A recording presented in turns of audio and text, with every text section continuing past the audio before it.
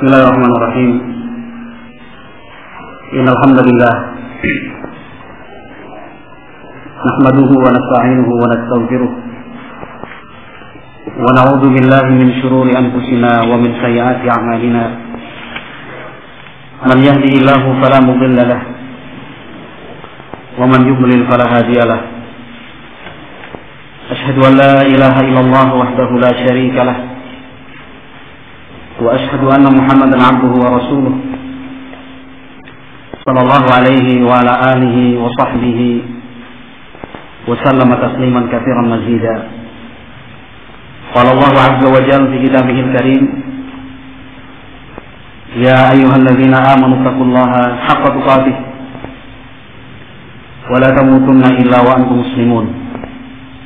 Fa inna asdaqal hadits kitabullah wa khairal huda huda nabiyyina Muhammad sallallahu alaihi wasallam wa syarrul umuri muhdatsatuha fa inna kulla muhdatsatin bid'ah wa kulla bid'atin dhalalah wa kulla dhalalatin finnar.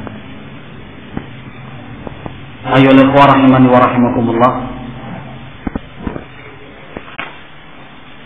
Para ulama kita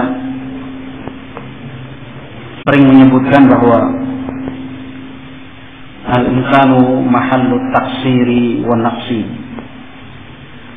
Manusia itu memang tempatnya salah dan tempatnya lupa serta kurang. Dan kita sebagai manusia tentu menyadari hal ini. Banyak kekurangan yang kita punya, kelemahan-kelemahan kita pun tidak terhingga banyaknya. Kesalahan yang kita perbuat sepertinya tidak pernah berhenti, datang silih berganti. Dan hal-hal itu pun ternyata ada dan terjadi di dalam pelaksanaan ibadah dan amalan kita sehari-hari. Dalam sebuah praktek ibadah misalnya, kita tidak mampu untuk melaksanakan ibadah tersebut secara sempurna. Dalam arti kata, kita bisa mengamalkan seluruh rukun-rukunnya, yang wajib-wajib, yang mustahab, yang disunahkan. Belum tentu kita mampu melakukannya secara keseluruhan. Salat misalnya, dalam setiap kali kita melaksanakan salat, tentu di sana ada khalal wa naqs, artinya ada salah-salah yang kurang, ada cacatnya, mulai dari hal-hal yang terkait tentang rukun, wajib dan mustahab, kemudian hal-hal yang tersembunyi atau yang di dalam batin kita, keikhlasan, kekhusyuan dan yang seterusnya. Dan syariat Islam, syariat kita ini memberikan jalan keluarnya. Karena syariat Islam adalah syariat yang mudah, syariat yang sempurna. Jalan keluar tersebut adalah dengan menutup atau mengakhiri atau melakukan setelahnya zikir dan istighfar kepada Allah Subhanahu wa taala. Ini jalan keluarnya. Maka dari itu disunnahkan dan dianjurkan setiap kali kita selesai melaksanakan satu bentuk ibadah, apapun ibadah itu, kita sertakan juga di akhirnya dengan zikir, dengan istighfar kepada Allah Subhanahu wa taala, minta ampunan atas kekurangan kita di dalam pelaksanaan ibadah tadi. Sama halnya ketika kita melakukan satu tugas atau satu pekerjaan, untuk orang misalnya, orang tua kita, untuk orang lain, teman dan mitra kerja kita, di dalam dunia bisnis dan dalam dunia usaha, ternyata salah satu faktor yang bisa merekatkan dan menguatkan hubungan itu adalah dengan ada langkah yang dilakukan setelahnya, yaitu permohonan maaf, ucapan terima kasih dan seterusnya. Akhwati fillah yang dimuliakan dan dirahmati Allah Subhanahu wa taala, sebagai contoh dalam praktek ibadah yang disyariatkan Allah Subhanahu wa taala di dalamnya zikir dan istighfar adalah firman Allah Subhanahu wa taala tentang pelaksanaan rangkaian manasik haji.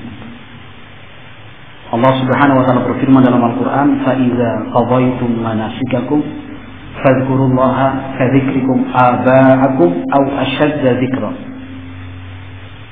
Allah Subhanahu wa taala di dalam ayat ini menjelaskan apabila kalian jamaah haji telah selesai melaksanakan semua rangkaian ibadah haji, maka hendaknya kalian berzikir kepada Allah Subhanahu wa taala dengan sebaik-baiknya. Paling tidak sama dengan kebiasaan kalian yang selalu menyebut-nyebut dan mengingat tentang kelebihan dan kebaikan nenek moyang kalian. Kadzikrikum aba'akum au asyadda dzikra, atau seharusnya lebih daripada itu. Termasuk perkara jahiliyah, dan ini pun masih berlangsung, bahkan mungkin sulit, kecuali hamba yang dirahmati Allah Subhanahu wa taala sulit untuk ditinggalkan, adalah kebiasaan berbangga dengan sejarah nenek moyang.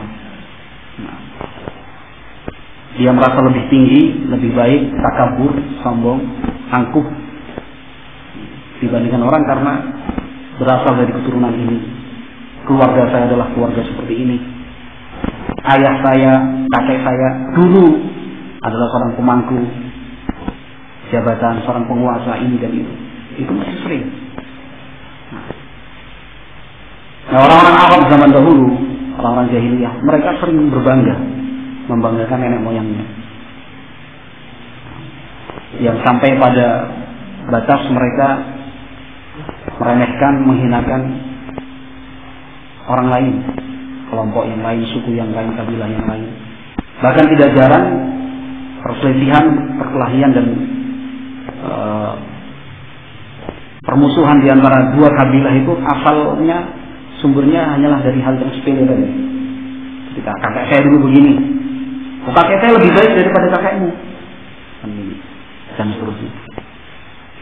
Nah, kebiasaan orang Arab itu selalu menceritakan tentang nenek moyang mereka.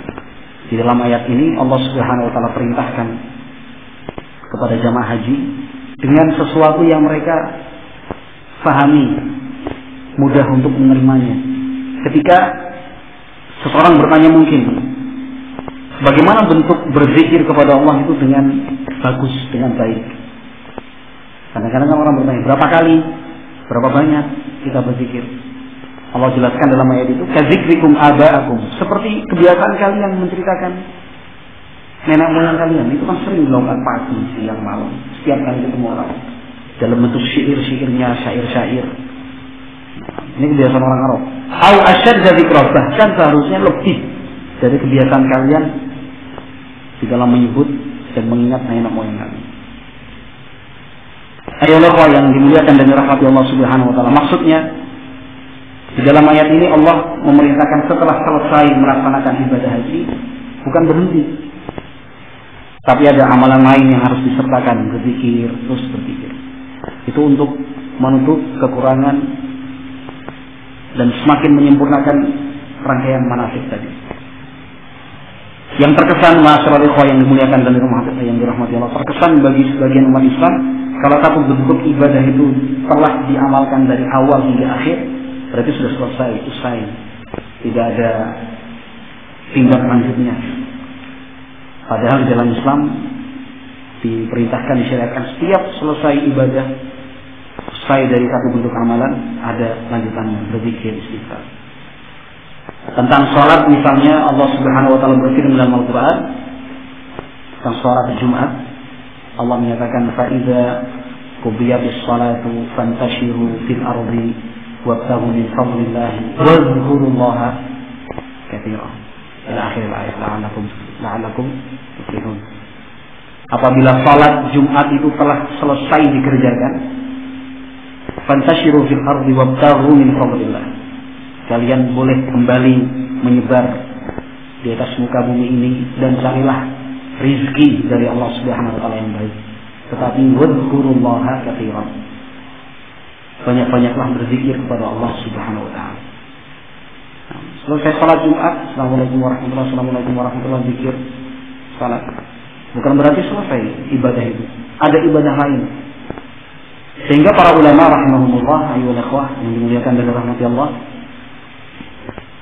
mereka menyatakan az-zikru la intihaa lahu wa la inqidha. Zikir itu tidak ada batas akhirnya. Zikir itu tidak ada waktu berhentinya. Sementara ibadah-ibadah yang lain ada, ditentukan kapan waktu dimulainya ibadah itu dan kapan waktu berakhirnya. Semua ibadah, salat misalnya dimulai dari takbir ditutup dengan salat. Haji misalnya dari berihram, bertalbiyah ditutup dengan tawaf wada, tawaf yang dilakukan untuk saat meninggalkan kota Mekah keliling 7 kali Ka'bah. Demikian juga ketika seseorang membaca Al-Quran, ada akhirnya dia tutup Al-Quran, selesai. Semua ibadah tanpa terkecuali. Ramadan selesai setelah melihat hilal bulan Syawal, entah itu sampai 30 hari atau sampai 29 hari, tapi ada batas permulaannya, ada batas akhirnya. Semua salat, bukan praktek salatnya, tapi waktu salat itu pun ada batas awal, ada batas akhir. Inna sholata kanat 'alal mu'minina kitaban mawquta. Sesungguhnya salat itu adalah waktu yang telah ditentukan bagi orang-orang beriman. Tetapi zikir tidak ada akhirnya. Kalau ditanya kapan zikir itu selesai, tidak ada. Tidak ada zikir itu ceritanya selesai. Kita mulai dari bangun tidur berdoa. Setelah itu berwudu, doa. Selesai wudu, doa. Pakai baju, berdoa. Keluar dari rumah, membaca doa. Dalam perjalanan ini keluar rumah ada doa khusus. Berjalan menuju masjid ada doanya. Allahumma ja'al fi qalbi nura, fi lisani nura, fi sam'i nura, ila akhirnya doa. Masuk pintu masjid sudah ada doa yang menanti kita. Salat semuanya adalah doa. Keluar dari masjid ada doanya. Masuk ke dalam rumah ada doanya. Mau sarapan pagi sekaligus menghirup teh panas atau kopi setengah pahit setengah manis, ada doanya. Waktu sudah mulai menunjukkan terang, ada doa khusus zikir pagi. Terus sampai kita tidur. Bahkan di sela-sela tidur kita ada zikirnya saat kita terbangun. Saat kita terbangun, Nabi SAW menganjurkan kepada kita untuk berdoa. Doa itu adalah zikir, zikir adalah doa. Masing-masing ada kekhususannya, masing-masing ada hubungannya secara umum. Nabi SAW di dalam hadis Ubadah bin Samit misalnya, yang diriwayatkan oleh Imam Al-Bukhari rahimahullah ta'ala di dalam sahihnya, beliau mengajarkan kepada kita, apabila idza ta'arra 'abdun fi lailatihi, kalau ada seorang hamba dia terbangun malam hari saat dia tidur. Ketika dia bangun pertama kali langsung dia berdoa, la ilaha illallah wahdahu la syarika lah, lahul mulku wa lahul hamdu wa huwa 'ala kulli syai'in qadir. La ilaha illallah wallahu akbar wa la ilaha illallah wa la haula wa la quwwata illa billah. Kemudian dia minta apa yang dia mau, pasti Allah kabulkan. Jadi bangun pertama kali yang dia lakukan adalah zikir, berdoa. Banyak kemauan dan cita-cita kita yang sampai hari ini mungkin belum terwujud. Banyak rencana kita yang sampai sekarang masih berjalan, sepertinya seakan-akan tidak ada akhir kapan ini akan selesai. Mungkin di sanalah tempatnya.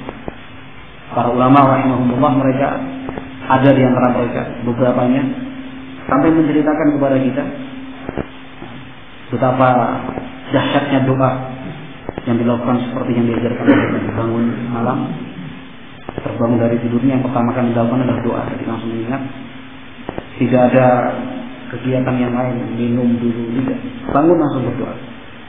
Tetapi dianjurkan sebelum tidur berwudu dalam keadaan suci terlebih dahulu. Hadis Ubadah bin Samit yang diriwayatkan oleh Imam Bukhari rahimahullah ta'ala.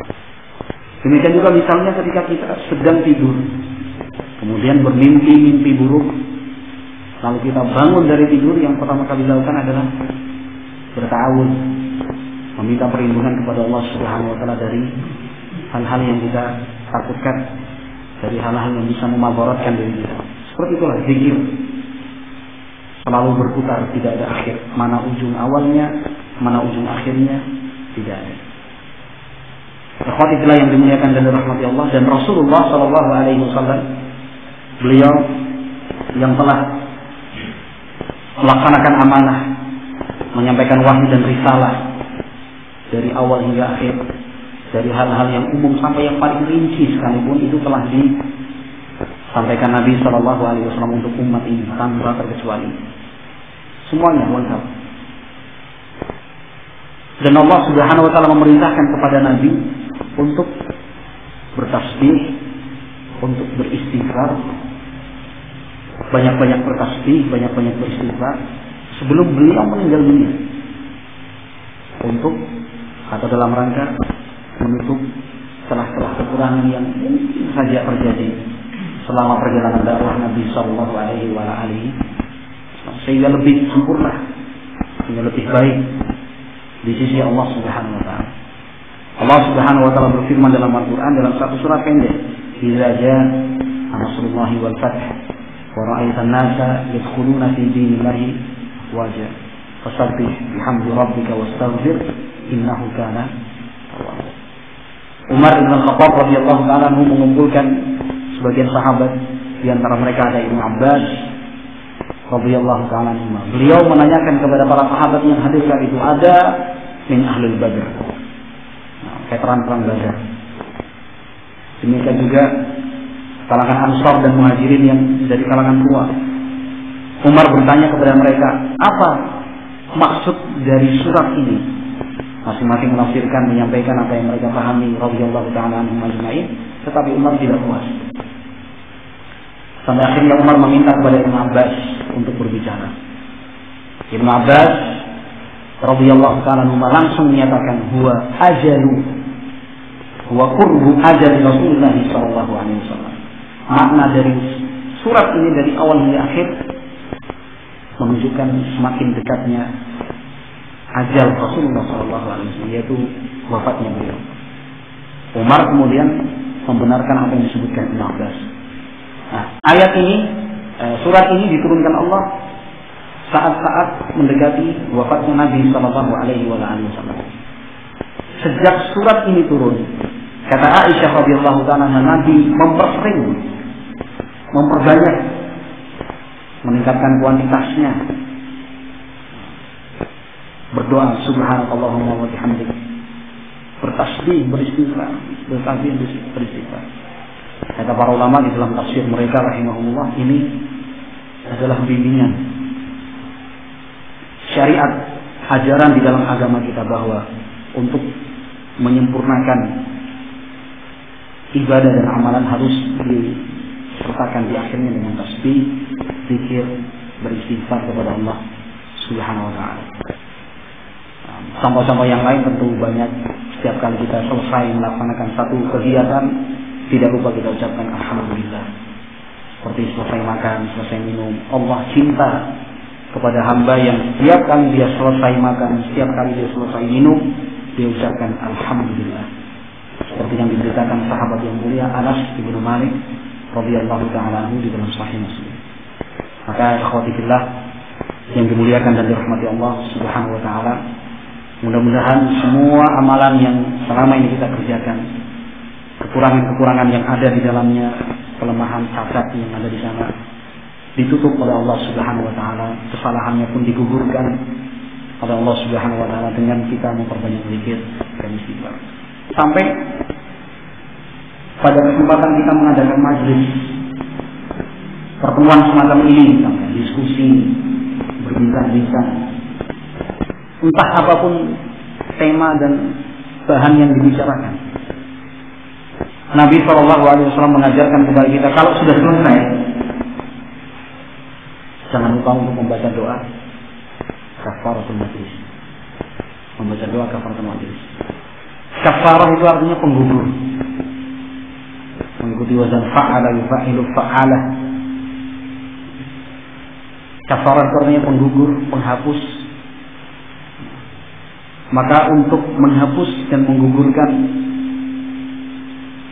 kekurangan dan kesalahan kita selama bermajlis, selama kita duduk berbicara dengan orang lain, itu caranya dengan membaca doa ini. Subhanakallahumma wa bihamdika asyhadu an la ilaha illa anta astaghfiruka wa atubu ilaik. Istighfar. Astaghfiruka wa atubu. Suatu majlis Kata Nabi SAW yang tidak disebut Allah di sana. Majlis cuma guyon, canda, apalagi hujan interupsi. Majlis hujan interupsi. Sekarang hujan kan bukan air. Hujan itu interupsi, hujan jaring. Kemudian semakin parah lagi hujan-hujatan. Dalam bermajlis, duduk saling menghujat. Majlis yang seperti ini Allah Subhanahu wa taala, Rasulullah sallallahu alaihi wasallam sebutkan adalah majlis yang sia-sia, akan menjadi wabal. Justru akan menjadi siksa, hukuman bagi orang-orang yang hadir di sini. Maka setiap kali kita bermajlis jangan lupa ucapkan salawat untuk Nabi.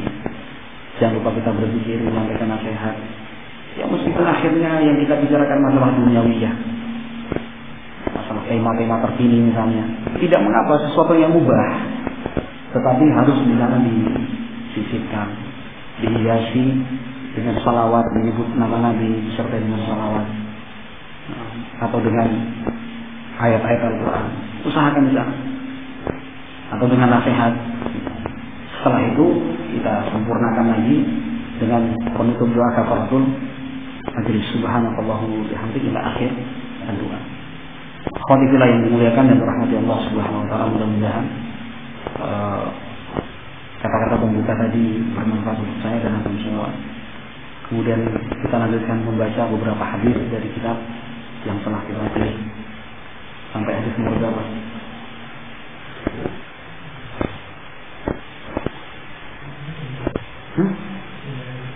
Coba. Ada yang mati nggak? Atau atur damai?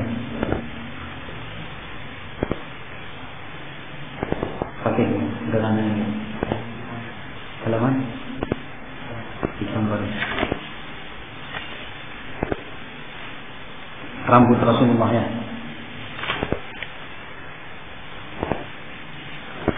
Tapi itu sudah. Jadi baca tentang rambutnya sudah. Jadi sekarang tentang halaman 38 ya. Kalau tentang rambut insya Allah saya masih ingat. Sudah itu. Rambut yang belakangnya bersama. Baik, sekarang halaman 38.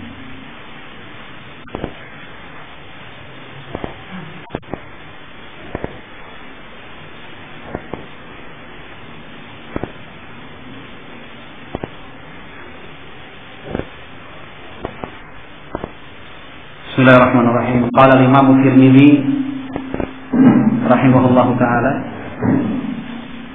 babun ma jaa fi shibi Rasulullah sallallahu alaihi wa alihi wasallam.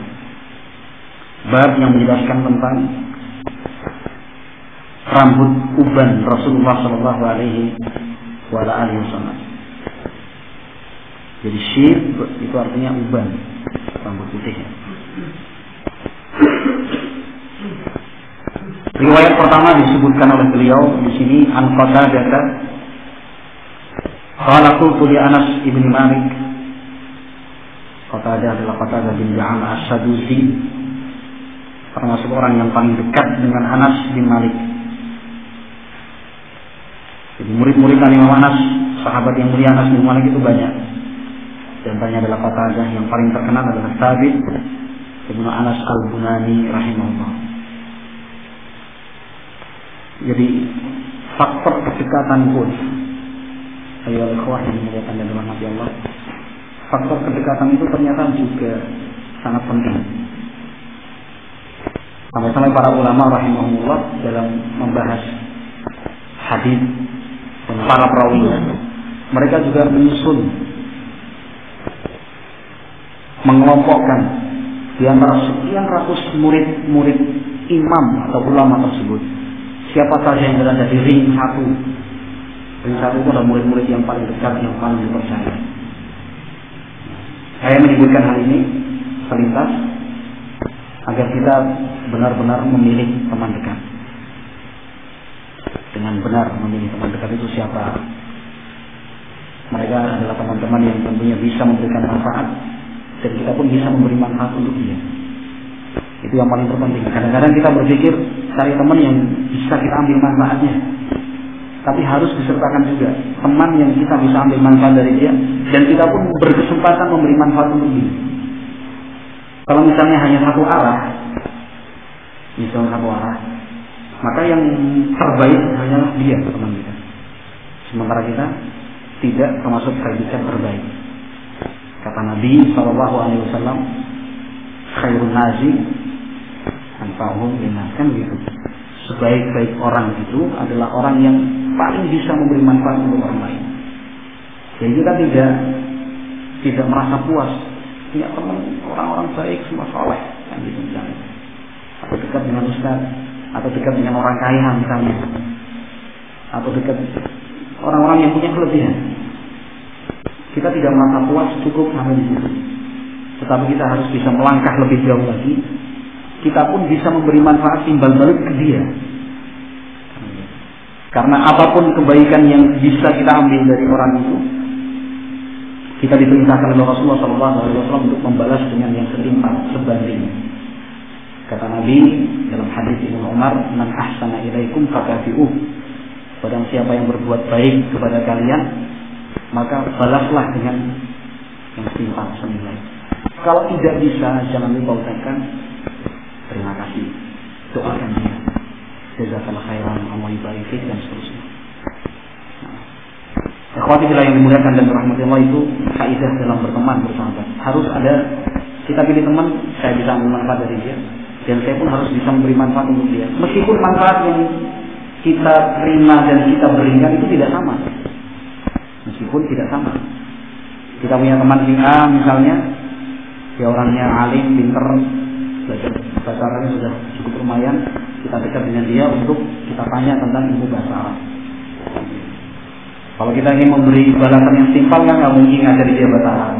Kalau kita aja deket-deket dengan dia biar juga bahasa Arab, maka dibalas dengan cara yang lain, doa misalnya, hadiah, meskipun kecil dalam bentuk rupiah dan nominalnya, tetapi yang paling penting perhatian kita, usaha kita untuk membalas. Kadang-kadang traktir mie ayam juga boleh, asalkan kita tahu dia senang mie ayam. Kalau nggak senang mie ayam, sama saja kita menyiksa orang itu. Memberi sesuatu yang tidak disenangi oleh orang yang kita beri, itu bukan bentuk perbuatan baik, itu menyiksa, menghukum namanya. Sejelas teman kita itu nggak senang bakso, ayo makan bakso. Teman kita juga kasihan lihat kesungguhan kita memberikan traktir, akhirnya dipaksakan juga untuk makan bakso. Padahal bakso itu adalah makanan yang paling tidak dia sukai. Jadi kita bukannya menggembirakan dan membahagiakan hatinya, kita sedang menyiksa dia. Maka pilih-pilihlah apa yang harus kita berikan kepada orang-orang yang kita cintai, apa yang kita kasih, apa temannya. Meskipun kadang-kadang tidak perlu kita tanya secara verbal langsung, kamu sukanya apa? Tidak perlu, tapi kan kita bisa melihat, karena dia adalah teman kita, sahabat kita bisa melihat dengan kehidupan sehari-harinya. Oh, dia senangnya ini. Oh, begini. Kalau ada makanan banyak yang dia pilih kok cuma kerang bulan aja, yang lainnya enggak. Karena memang hidangannya cuma kerang bulan. Oh ya, berarti senang ini, bukan kerang bulan. Ini dan itu. Kadang-kadang kalau kita SMS, kita telepon, nggak ada balasan, jawabannya afwan, belum ngisi pulsa. Oh ya, ini kayaknya minta pulsa ya. Padahal tidak, kan gitu, cuma memberi keterangan agar tidak salah paham kenapa kita tidak membalas SMS-nya. Kita cuma memberikan alasan yang benar, yang pas, memang tidak ada pulsa. Tapi orang yang membaca temannya, ya kasihan dia nggak punya pulsa ini, akhirnya pulsa. Nggak usah disebut dari saya loh, karena otomatis dia tahu ini pasti dia yang punya. Nah, ini kaidah penting kita dalam bergaul bersama, harus ada dua arah. Jadi jangan mikir enaknya sendiri, yang saya maksud mikir enaknya sendiri, pengennya berpikir pengen ngambil manfaat terus dari orang lain kan. Tapi kita juga harus berpikir, bisakah kita dalam waktu yang sama, dalam kesempatan yang sama, kita bisa berikan manfaat untuk orang tersebut. Jadi kedekatan tadi. Nah, para ulama itu mereka menyusun, kembali kita ke hadis. Para ulama itu menyusun seorang sahabat misalnya Anas bin Malik, muridnya sampai sekian ratus, Abu Hurairah muridnya 500 orang. Tapi disusun ring 1, ring 2, ring 3. yang sehari-harinya menyertai ulama itu, yang lebih jarang dari mereka. Ada juga yang cuma sebatas lewat dan melintasi daerah di mana ulama itu mengajar, dia duduk beberapa hari setelah itu pergi lagi. Tapi kan sudah tercatat sebagai muridnya. Jadi, apa salah satu tujuannya? Salah satu tujuannya ketika orang berselisih, mungkin sampai pada tingkatan berdebat, sebenarnya menurut Anas bin Malik dalam masalah ini itu apa sih? Karena ada yang mengatakan enggak, katanya Anas bin Malik begini, yang lain mengatakan enggak, katanya B, yang lain mengatakan enggak sih. Kita lihat, kita buat ring tadi di antara 3 orang ini A, B, C, siapa yang paling dekat dengan Anas bin Malik? Dia tentunya lebih kita percaya. Bukan dan ucapannya Anas kok bertentangan satu sama lain, bukan, ditentukan dulu orangnya ini betul-betul murid beliau yang terpercaya atau tidak, muridnya ini bagus, baik, ikhlas atau tidak. Itu ternyata disusun para ulama lengkap, lengkap. Sehingga kita dengar dan kita sering baca itu hadis diriwayatkan secara marfu, katanya disandarkan kepada Nabi. Yang lain mengatakan ini hadisnya mauquf, cuma sampai sahabat, sampai Nabi tidak. Mana yang benar? Yang mengucapkan kata-kata ini Rasulullah atau sahabat itu? Salah satu caranya dari sekian banyak cara dan menunjukkan siapa yang meriwayatkan secara marfu sampai kepada Nabi. Siapa pula yang meriwayatkan hadisnya secara marfu sampai sahabat? Yang paling dekat dengan sahabat itulah yang diterima. Maka kedekatan itu penting, perlu. Dan kedekatan inilah yang sangat membantu kita nanti semakin luas kalau kita ingin meluaskan. Ketika kita ingin memberikan nasihat kepada orang, siapa yang paling tepat memberikan nasihat dan menyampaikan itu? Adalah orang yang paling dekat, kan begitu ya? Orang nggak kenal dan segala macam, ketemu sekali 2 kali kok tiba-tiba datang, apa itu karena dengan nasihat? Sulit diterima. Prakteknya seperti itu. Meskipun kita paham nasihat dari mana itu datangnya, siapapun yang menyampaikan harus diterima meskipun pahit. Itu kan teorinya. Itu teorinya. Kita semua paham deh. Yakin itu. Tapi pada prakteknya sulit menerima masukan, usulan dari orang yang di dalam hati itu tidak punya tempat. Tapi kalau yang menyampaikan nasihat, usulan itu adalah orang yang punya tempat di hati kita, sudah ngapling lokasi di hati. Hati itu kan luas ya. Katanya hati luas samudra, kan begitu. Hati itu luas samudra. Jadi ada orang-orang yang sudah kita kaplingkan namanya, ya kamu ini sudah. Artinya ketika dia bicara penanganan anak nakal misalnya, makin luas ya. Penanganan anak-anak yang nakal. Ada anak berkasus nakal, punya kelainan ini dan itu, di pesantren, di sekolah, atau dalam sebuah keluarga. Siapa yang bisa mengarahkan dia ke arah yang lebih baik, membimbing dia menjadi menjadi lebih bagus, lebih terarah? Adalah orang yang paling dekat dengan si anak itu. Karena ucapan orang yang paling dekat dengan dia itu lebih diterima oleh si anak. Kadang-kadang orang tua nggak ngaruh, atau orang ngaruh.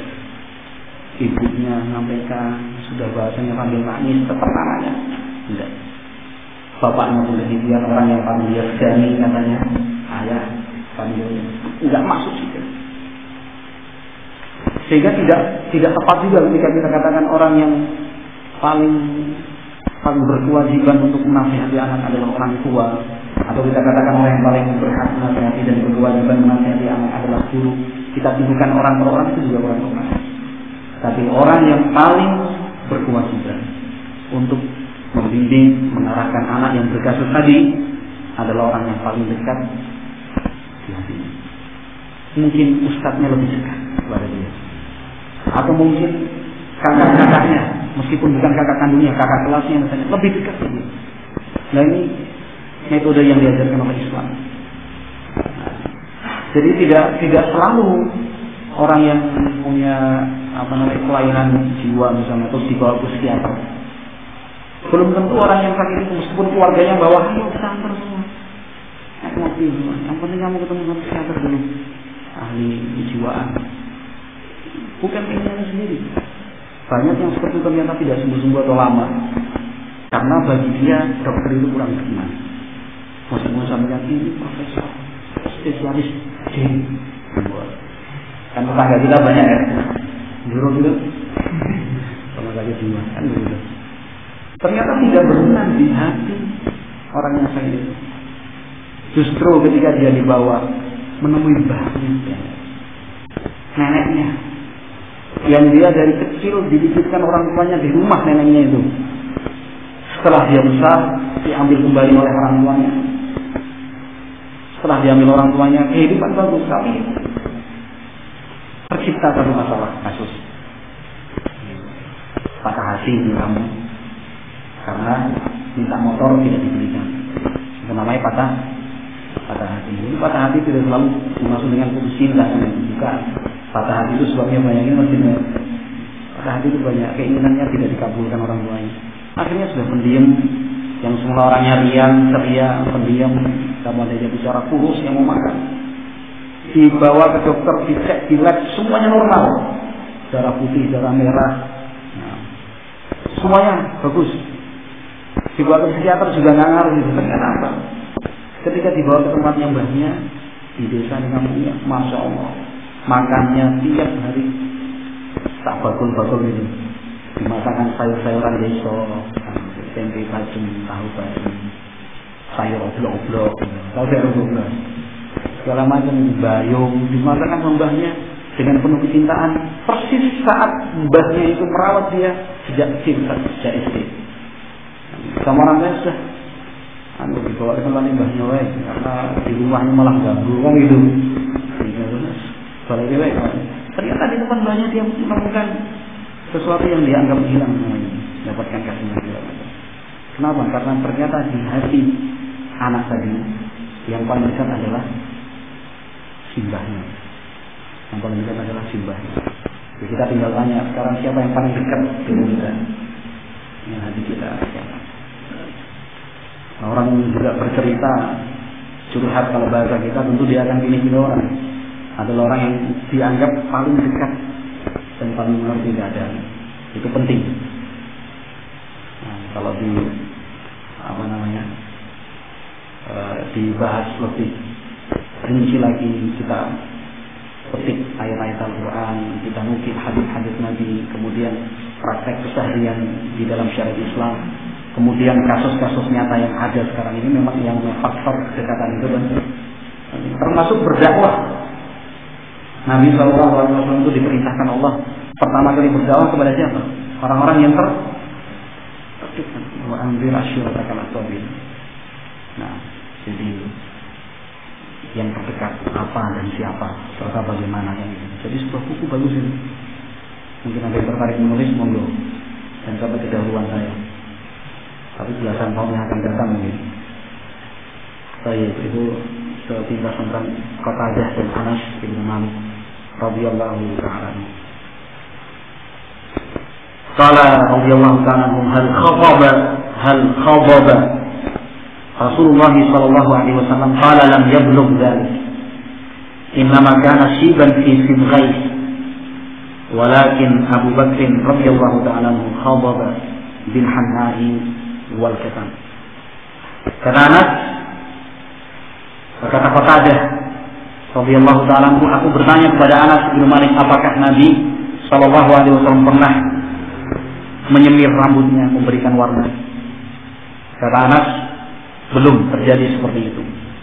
Akan tetapi rambut Rasulullah sallallahu alaihi wasallam adalah memiliki beberapa lembar uban. Fi sidghaihi, disebutkan di sini sidghah adalah ma bainal ain wal udhun, antara mata dan telinga. Mata dan telinga, jadi rambut putihnya di sini. Itu Nabi sallallahu alaihi wasallam. Akan tetapi kata Anas, Abu Bakar radhiyallahu taala anhu lah yang menyemir rambut dengan menggunakan hanna dan katan. Menggunakan hanna dan katan.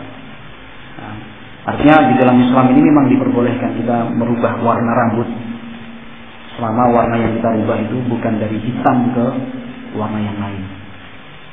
Tapi yang diperintahkan adalah, yang diperbolehkan adalah dari rambut yang telah mulai berubah ke warna putih ke kemudian diganti warnanya dengan warna-warna yang lain. Tapi juga jangan pelangi, jangan seperti anak-anak pang. Anak-anak pang mereka rambutnya masih hitam, kan gitu, masih hitam kemudian disemir, itu tidak boleh. Yang rambut berwarna putih dan diperbolehkan untuk dirubah warnanya pun selama warna yang digunakan bukan warna hitam, karena ada unsur ketidakjujuran di sana. Rambutnya sudah putih, sudah kelihatan kotak menong, udah tua-tua keladi, semakin tua semakin jadi, akhirnya dia gunakan semir warna hitam, dan itu yang terjadi di antara umat Islam. Tidak boleh. Tapi kalau ingin dirubah dengan warna merah, misalnya coklat, tidak masalah. Nah, yang terjadi di tengah-tengah umat Islam, mereka yang sudah berubah rambutnya putih disemir dengan warna hitam. Qala rahimahullah ta'ala an Anas bin Malik qala ma adattu fi ra'si Rasulullah sallallahu alaihi wasallam wa lihiyatihi illa 14 sya'ratan bayda. Kata Anas bin Malik, aku menghitung, adattu itu menghitung. Aku menghitung rambut Rasulullah sallallahu alaihi wasallam dan jenggotnya, lihiyah, ternyata hanya 14 lembar rambut yang berwarna putih total. Rambut Rasulullah dan jenggot beliau totalnya hanya 14. Padahal inilah keadaan Nabi Shallallahu Alaihi Wasallam sebelum beliau meninggal dunia. Berapa usia beliau saat itu? 60-an tahun ya. 63. Tapi kita anggap saja ini dihitung oleh Anas bukan pada saat beliau meninggal, tetapi semasa hidupnya Rasulullah Shallallahu Alaihi Wasallam. Kita katakan lagi, Anas bin Malik itu menyertai Nabi 10 tahun. Jadi minimal usia Nabi Shallallahu Alaihi Wasallam ketika Anas bin Malik menghitung jumlah rambut uban itu pada saat Nabi berusia berapa? Sekarang kan Anas melayani Nabi 10 tahun. Usia 1 sampai usia 63. Nah, Anas menemani 10 tahun terakhir. Berarti minimal itu katakan umur 53 kan gitu, umur 53 itu paling minimal. Padahal di dalam keterangan riwayat ini disebutkan itu dilakukan Anas bin Malik sebelum beliau meninggal. Beberapa sahabatnya tidak terlalu lama. Kita bisa bayangkan Rasulullah Shallallahu Alaihi Wasallam seperti itu, 14 lembar uban. Di dalam beberapa riwayat yang sebagian ulama menyatakan dhaif, sebagian yang lain mengatakan hasan, kata Nabi Shallallahu Alaihi Wasallam, "Syayyabatni hudun wa antaluha." Yang membuat rambut saya putih dan beruban itu ternyata kandungan yang ada di dalam surat Hud dan surat-surat yang sebelumnya. Surat Hud itu, ikhwati fillah yang dimuliakan dan dirahmati Allah, adalah surat yang menjelaskan tentang gambaran-gambaran hari kiamat dan siksanya. Demikian juga Amma Yatasa'alun, surat Amma Yatasa'alun. Itu di dalam beberapa riwayat yang saya katakan tadi, sebagian ulama menyatakan kuat, sebagian ulama yang lain mengatakan lemah. Tapi Nabi mengatakan syayyabatni hudun wa akhwatuha, bukan amsaluha, wa akhwatuha. Yang membuat rambutku berubah itu adalah surat Hud dan surat-surat yang semisal. Artinya, ternyata faktor pikiran itu penting. Meskipun ada faktor genetika, ada teman kita misalnya masih usia SMP, SMA, rambutnya udah putih kan ada seperti itu. Nah, tapi itu faktor genetik. Nah, sebuah faktor. Faktor lain yang besar dan tidak kalah penting adalah faktor pikiran. Orang yang semakin banyak masalah cepat berubah rambutnya. Sampai-sampai orang tua kita dulu kalau mengingatkan jangan cepat marah, nanti cepat berubah loh, rambutnya nanti jadi putih. Itu sampai orang tua kita seperti karena pengalaman dan kenyataan memang menunjukkan seperti itu. Tapi orangnya masya Allah terlalu riang. Kata sebagian teman, apa wataknya ekstrovert, terbuka gitu, dia ada tutup sendiri, semua kabeh dia enggak, semua terbuka. Itu ternyata wajahnya lebih kencang. Dalam usia yang sama, si A dan si B wajahnya sudah berbeda. Yang satu keriput, banyak garis-garisnya seperti soft dalam sholat itu, kan gitu. Ada garis-garis soft gitu. Tapi si B wajahnya masih kencang. Makanya sama segala macam. Ternyata yang satu orangnya mudah putus asa misalnya. Jadi akhirnya kasihan, kayak orang kekurangan darah, padahal darahnya pas dulu. Tapi yang satu orangnya energi, sehat, semua dianggap mudah dan gampang, dia ikhlas, bersungguh-sungguh dan seterusnya. Demikian juga sampai di Rasulullah SAW. Nabi SAW meninggal dunia dalam keadaan gigi beliau pun masih rapi. Tidak ada yang tanggal, bayangkan. Yang retak adalah gigi Nabi SAW ketika terjadi perang. Oh, jadi retaknya karena musibah, bukan karena lemah atau susunan gigi yang rusak. Seperti itu juga Anas bin Malik radhiyallahu ta'ala anhu. Giginya lengkap Anas bin Malik itu ketika meninggal dunia. Pada usia sudah 80 tahun. Wah, kalau sekarang di tengah itu masuk muri, mungkin the book of record dunia itu, rekor dunia, iya kan? Kita masih umur 15-17 sudah mulai cicit itu. Ya makan coklat, makan permen, jarang sikat gigi hanya ketika sebelum pertemuan, bangun dan sebelum tidur tidak. Tapi ini menunjukkan bahwa faktor yang menyebabkan tubuh kita sehat, jasmani, itu ternyata tidak hanya hal-hal yang sifatnya fisik saja, makanan, minuman, olahraga, tetapi hal-hal yang lainnya, misalnya kaitannya dengan hati dan batin kita. Nah, jadi riwayat ini menunjukkan bahwa jumlah uban Rasulullah di rambut dan di jenggot beliau Shallallahu Alaihi Wasallam ternyata 14. Dan kita harus percaya karena Anas bin Malik adalah pelayan Nabi yang 10 tahun terus menerus melayani Rasulullah Shallallahu Alaihi Wasallam. Jam berapa ini? Satu lagi ya.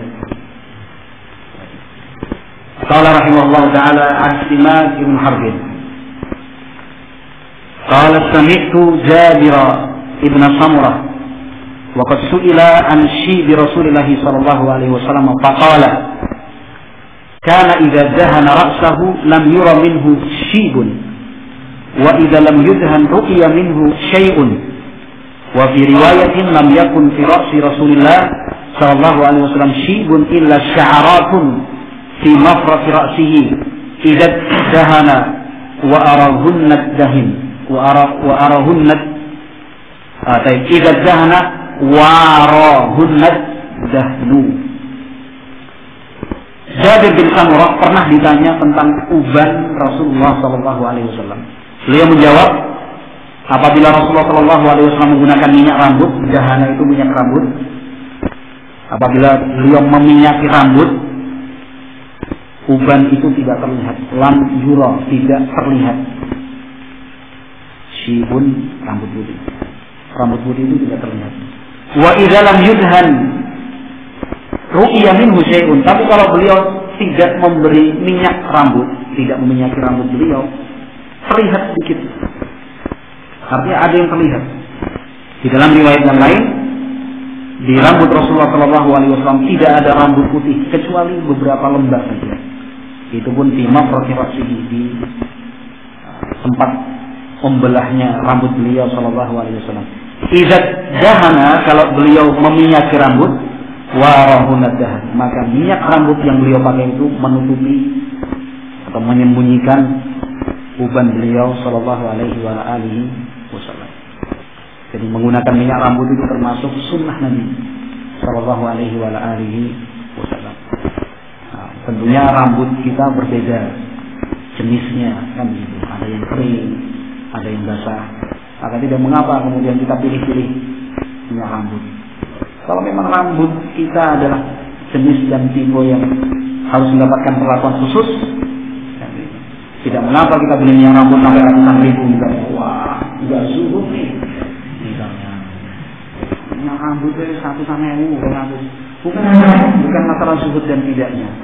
Zuhud itu tidak dilihat dari jumlah dan nominalnya, tidak dilihat dari sebagainya.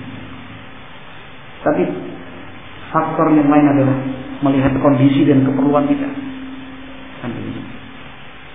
Ya sekarang kalau orang masuk rumah sakit misalnya, pengen zuhud, ini yang masuk rumah sakit seorang akhwat, bercadar, atau istri kita ummahat bercadar, akhirnya milih mana? Milih yang kelas 3, yang campur, yang cuma ditutup dengan kain. Padahal uang ada, alasannya zuhud. Ya ini tidak tepat juga. Tidak tepat juga. Tapi kalau kita pilih kamar kelas 1 misalnya, jadi memang rumah sakit itu semakin kecil malah semakin bagus. Kalau di pendidikan jenjang formal semakin sedikit semakin dibawakan itu. Kelas 1 ya berarti umur 6 tahun, kelas 2 umur 7 tahun. Kalau di rumah sakit beda urut-urutannya mas. Jadi semakin besar malah semakin tidak nyaman. Ya tidak mengapa kita ambil kamar kelas 1 VIP bahkan, yang satu kamar satu, kemudian di sana ada ranjang untuk yang menunggu, ada kulkasnya, ada televisinya, tadi kan komputer. Kan seperti itu kelas VIP biasanya seperti itu. Kamar mandi di dalam, tidak ada masalah asal kita mampu.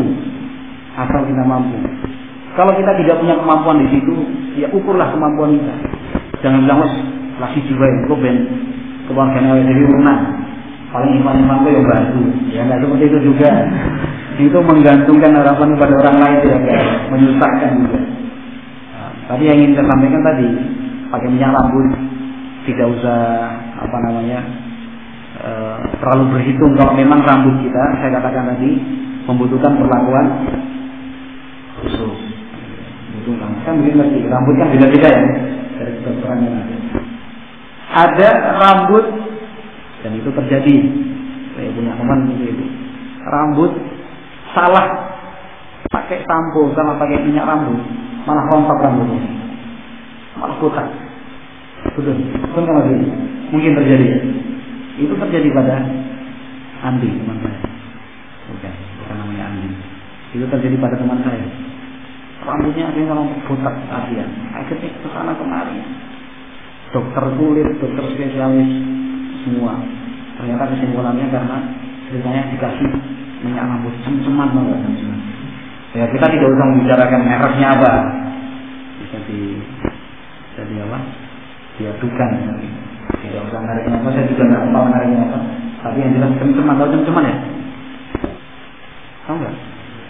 Nggak tahu. Yang tahu tolong beritahukan kepada yang belum tahu. Tahu cem-ceman nggak? Enggak. Cem-ceman itu banyak. Ada cem-ceman teh itu kalau terkait dengan minuman.